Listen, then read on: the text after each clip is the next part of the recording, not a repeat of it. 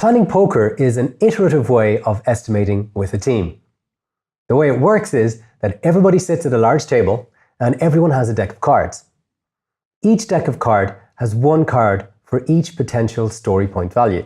First, the product owner introduces the user story, and then the team discuss the user story and ask questions.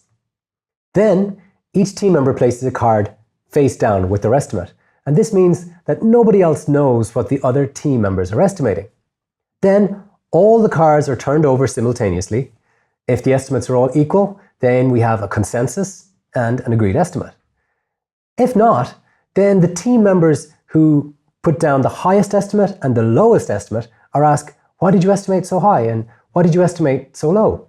After those explanations, the team have new insight, new knowledge, and then the team estimate again, putting down another card.